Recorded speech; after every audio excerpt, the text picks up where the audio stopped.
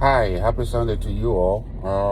Someone sent me a video recently about kidnappings in Nigeria.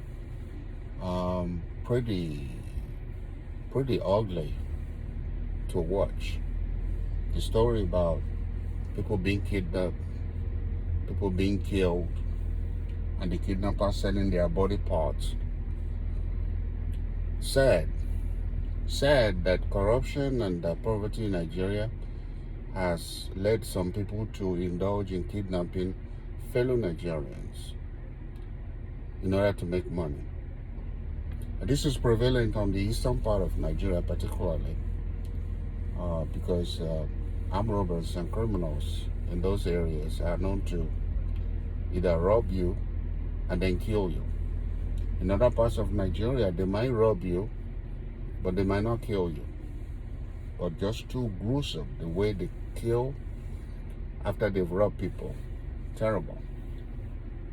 That reminded me of the fact that kidnapping has existed in Africa, or particularly in our area, for decades or even centuries.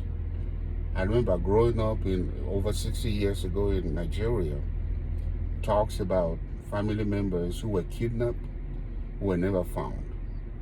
And what happened was that either people were kidnapped because someone wants to use their body parts for rituals, for money or good luck, or some people were just kidnapped and sold into slavery, some underground slavery kind of operation.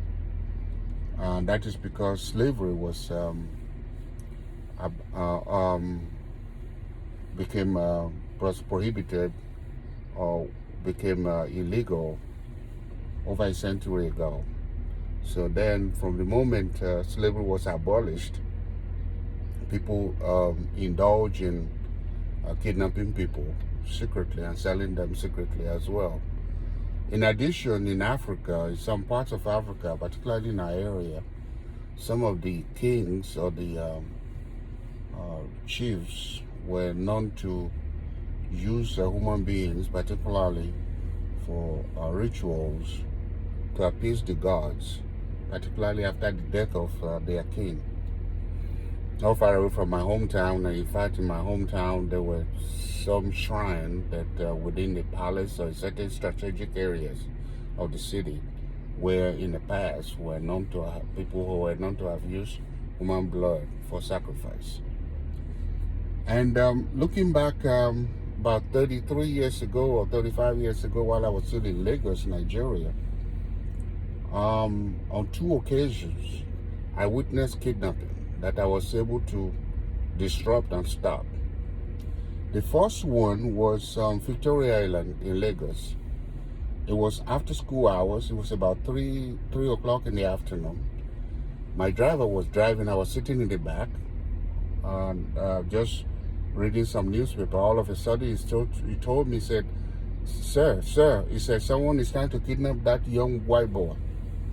What we observed that happened right as the traffic slowed down was this tall, about 16 or 17-year-old white boy that was coming out of the French school on Victoria Island, was waiting for a taxi cab to pick him up and take him home to Ikoyi. I believe they live in Ikoyi area. As soon as we observed that one passenger, there were 4 people in the taxi cab, one passenger got out, and then they asked the poor white boy to sit in the middle of 2 people in the back.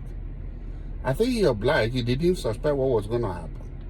But when I saw that, I told my driver to follow the taxi cab. We blocked the cab right in front, and then I came out and I asked them to, because by that time, somebody in the front seat with the driver had grabbed his bag from him. They were going to kidnap him, either throw him out of the vehicle or kill him or take him somewhere. But when we blocked the cab and they couldn't go anywhere, I came out, me and my driver, we grabbed the boy, we asked the boy to come inside my car, we took the bag, and we drove him home. He happens to be the son of one French embassy diplomat. Mr. J, J-E-Y. The parents and the whole French community, I didn't know the boy before. The French community and everybody were very happy to hear that I did that for their son. At that time, kidnapping was not very common in Nigeria or even in Lagos. But this is, I would say, around 1986, 87. From there on, the parents, the father is a French diplomat. The mother was a teacher at a French school. She was British, Isabel. They became our friend. They would come to our house. We have dinners together. We made some good friends with them. But I was much more happy that I was not cowardly enough to resist intervening. God just got on top of me and told me to intervene and save the life of their son. You know, God knows what they will have done to him. And on another occasion, I just came to our office in Victoria Island, and just I was stepping out of the car, and the driver was going to park my car.